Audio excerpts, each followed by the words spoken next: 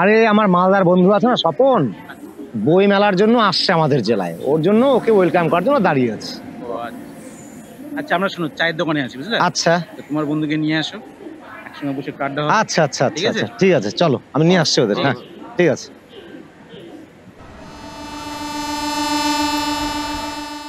আসো আসো, কেমন আছো বলো? হ্যাঁ আমি তো খুব ভালো আছি। Welcome welcome. Thank you thank you. তুমি অন্য জেলা থেকে আমাদের জেলায় শুধুমাত্র বই মেলার জন্য চলে এসেছো? বই কেনার জন্য? একদম ঠিক বলেছো, বই না আমাদের প্রকৃত বন্ধু, বইকে ছাড়া আমরা কিছু ভাবতে পারি না। সত্যি বন্ধু, ভাবলে অবাক লাগে বর্তমান প্রজন্ম বই কি জিনিস, বই মেলা কি জিনিস ভুলেই গেছে। সবাই সোশ্যাল মিডিয়ায় ব্যস্ত। আমি অবাক হয়ে যাই গ্রন্থ বিমুখ সমাজের দিকে তাকিয়ে। জানিস, একমাত্র উপায় হচ্ছে আমার মনে হয় বই পড়া। বই না পড়লে এই সমাজকে কোনোভাবেই মুক্তি দেওয়া সম্ভব নয়, কোনোভাবেই সম্ভব। একদম ঠিক বলেছো।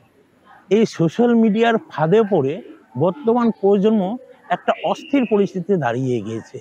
আমরা যদি তাদেরকে বইয়ের নেশাটাকে ধরাতে না পারি, তাহলে হয়তো আমরা তাদেরকে মূল স্রোতে আর ফিরিয়ে আনতে পারবো না। অক্সফোর্ড ইউনিভার্সিটি এই বছরে সেরা শব্দ চয়ন কি করেছে জানো? কি? ব্রেন রট। আচ্ছা, অর্থাৎ কথাটার মানে হলো মস্তিষ্কের পচন। মস্তিষ্কের পচন? পচন, হ্যাঁ। অর্থাৎ এই যে যুব সমাজ সারাদিন বিভিন্ন রকম সোশ্যাল মিডিয়ায় ডুবে থাকছে, এর ফলে তারা গঠনমূলক আর চিন্তা ভাবনা করতে পারছে না। আমরা কিভাবে মানুষ হয়েছি? রবীন্দ্রনাথ, বঙ্কিমচন্দ্র, শরৎচন্দ্র এসব উপন্যাস পড়ে আমাদের কাছে একটা আদর্শবাদী চরিত্র ছিল। আমরা তাদের দেখে, বিবেকানন্দ, এপিজে আব্দুল কালামের জীবনী, আমরা তাদের দেখে তাদের আদর্শে আদর্শায়িত নিজেকে তৈরি করেছি। একদম ঠিক বলেছো। আচ্ছা চলো।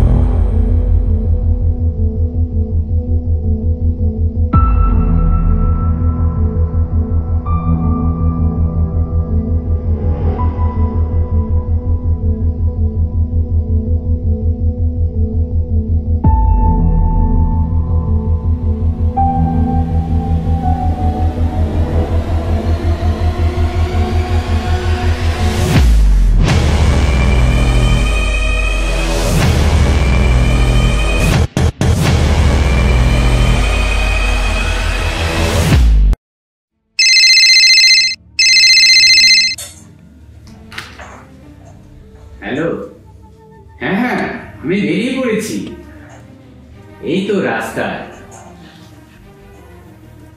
আসছি। তুমি মিথ্যে কথা কেন বললে? কোথায়? এই যে বললে তুমি রাস্তায়। ওরকমটা বলতে হয়, নইলে অফিসে কথা শোনাবে না। তাই বলে তুমি মিথ্যে বলবে? বাবা, একটা কথা ছিল। আর সময় পেলে না? ঠিক আছে, পরে শুনবো। আজ অফিসে যেতে লেট হয়ে যাচ্ছে।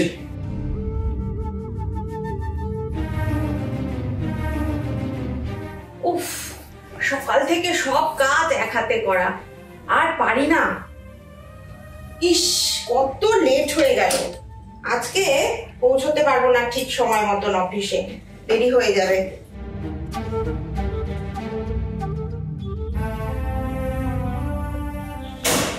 সায়ন, সায়ন, স্কুল থেকে ফিরে সময় মতন খেয়ে নিও, আর ভাইয়ের সাথে দুষ্টুমি করো না।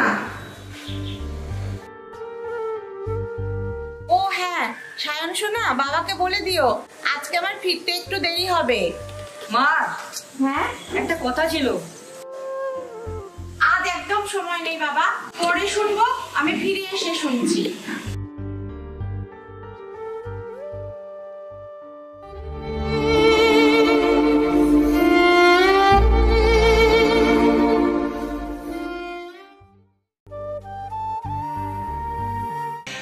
নমস্কার, আপনারা দেখছেন নিউজ লাইন 24 ঘন্টা।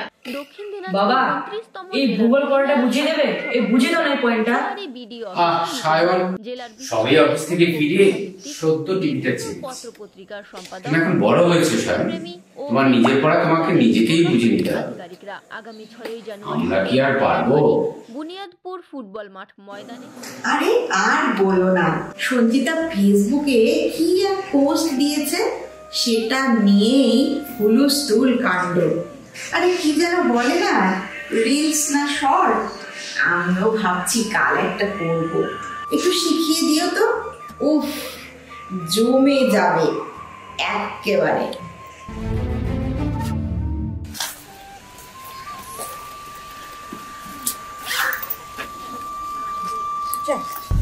ফোনটা মনে হয় বাড়িতেই ছেড়ে আসলাম। দিদি, একটু ফোনটা পাওয়া যাবে? একটা ফোন করতাম।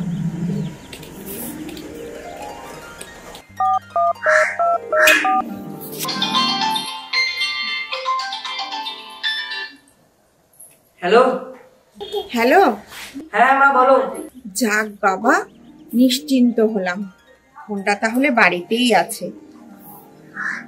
সায়ন, পড়তে বসো বাবা। আচ্ছা ঠিক আছে ঠিক আছে।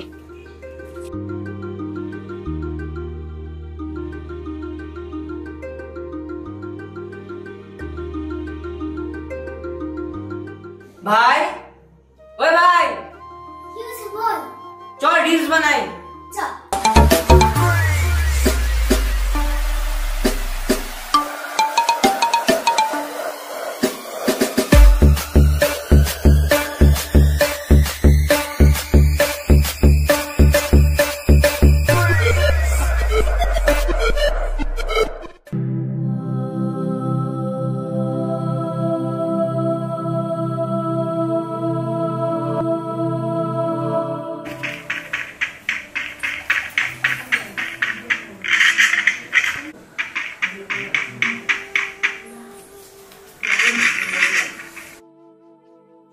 এই, তাড়াতাড়ি চলে আয়, খাবার বেড়েছি, সব খাবার ঠান্ডা হয়ে যাচ্ছে। কখন থেকে আমি ডেকে যাচ্ছি, এতবার ডাকতে হচ্ছে কেন? বারবার বলছি না, দেরি হয়ে যাচ্ছে, তাড়াতাড়ি এসে খেয়ে যা।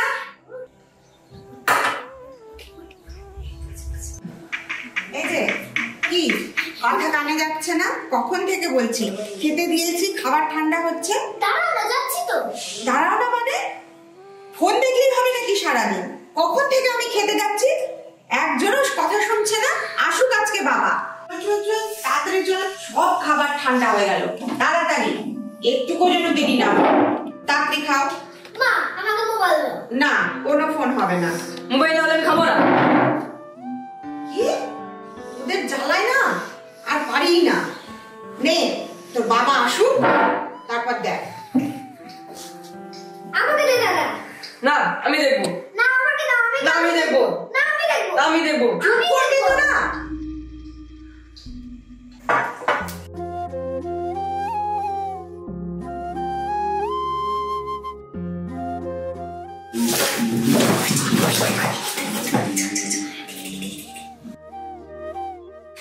সায়ন, অয়ন, কি করছো? পড়ছি মা। হোমওয়ার্ক করেছো? দেখি, পড়াগুলো করো, স্কুলের পড়াগুলো। সায়ন, স্কুলের পড়াগুলো করো, হোমওয়ার্ক গুলো করো। আমি রান্নাঘরে আছি, জোরে জোরে পড়ো, আমি যেন শুনতে পাই। আচ্ছা আমার কানে যেন আসে, জোরে জোরে পড়ো। আচ্ছা।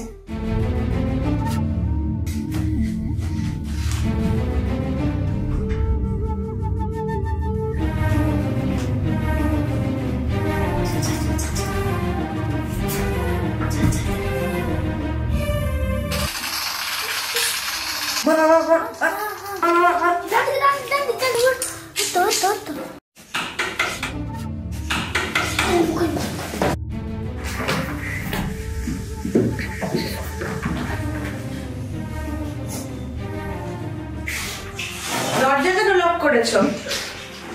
হ্যাঁ, দরজা লক করা কেন? হোমওয়ার্ক করতে বলেছিলাম। হোমওয়ার্ক কোথায়? কি এটা? এ দেখছিল? কে দেখছিল? আমি দেখবো। আমিও দেখবো। দেখবো মানে? কি? ফোন কেন তোমাদের হাতে? হোমওয়ার্ক করতে বলেছি, পড়তে বসতে বলেছি। না, আমি তো ঘুম যাই না।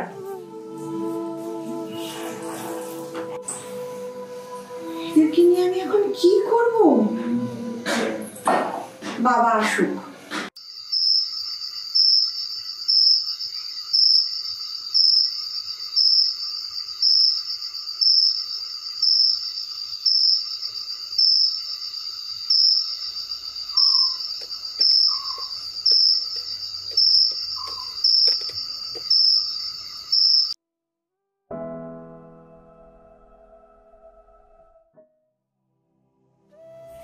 শোনো, সায়নের মোবাইল দেখাটা না একটা নেশায় পরিণত হয়েছে।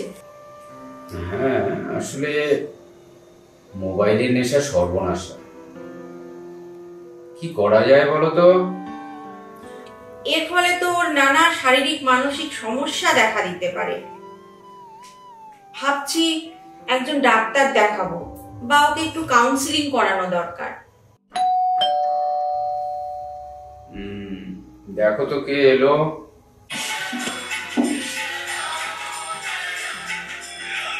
আরে অসীম দা যে, অনেক দিন পর। তারপর বলো, তোমরা কেমন আছো? আমাদের মন ভালো নেই দাদা। কেন, কি হয়েছে? আসলে সায়নটা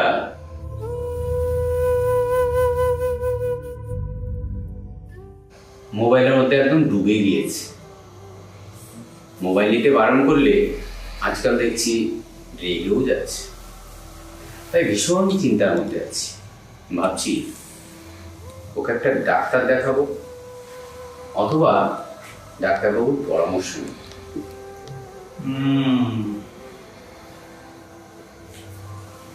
কি হয়েছে দাদা?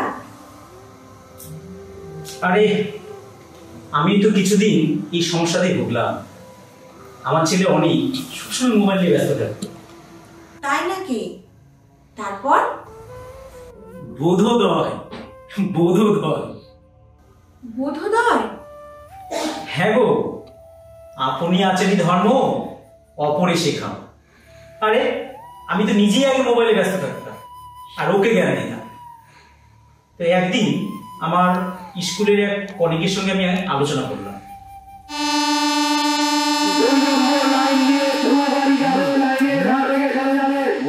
তারপর ছেলে কেমন আছে তোমার? আর বলো না, ছেলেকে নিয়ে খুব সমস্যায় আছে। কেন, কি হলো? সবসময় মোবাইল নিয়ে ব্যস্ত থাকে, পড়তে তো বসেই না, কিছু বললে রেগে যাচ্ছে। সবার বাড়িতেই একই সমস্যা। একদম যে আমরা অন্যকে বলি, হ্যাঁ, কিন্তু নিজেরা করি। আগে ওই কোনো প্রবলেম নিয়ে আসলে পরে আমরা মোবাইল ধরিয়ে দিতাম, গুগলে সার্চ করে। তো ওরা ওই গুগল দেখতে দেখতেই নিজেরাও সেই মোবাইলের মধ্যে অ্যাডিক্টেড হয়ে যাচ্ছে। তো এইগুলো আমরা ওই ওদের সঙ্গে থেকে থেকে এই প্রবলেমগুলো এখন সলভ করি। আমরাও বই পড়ছি, ওরাও ওদের ওই, আমরাও পড়ছি, তাহলে ওই কালচারটা তৈরি হচ্ছে। এই করে দেখলাম একটা আমূল পরিবর্তন চলে এলো এবং সেটাই কন্টিনিউ করে যাচ্ছে। তাতে করে লাভবান হয়েছে, এটা অ্যাপ্লাই করে দেখতে পারিস। আমিও তো এমন করতাম। তারপর আবার কি, আমিও অনেককে সময় দিতে শুরু করলাম, ওর ছোট ছোট চাওয়া পাওয়াগুলি পূরণ করলাম। আর আগের মতন মোবাইল দেখে না, খুব প্রয়োজন পড়লে দেখে, কিন্তু এখন সে অনেক ভালো আছে। হ্যাঁ দাদা, একদম ঠিক বলেছেন, একদম মিলে যাচ্ছে। একদম তাই। মোবাইলের অতিরিক্ত ব্যবহারে চোখের ক্ষতি, মাথা ব্যথা, বিভিন্ন রকম মানসিক সমস্যা, এইসব খবর আমরা সংবাদ মাধ্যমে প্রায় পড়ি। ছোটদের তো এইসব থেকে আমাদের বাঁচাতে হবে।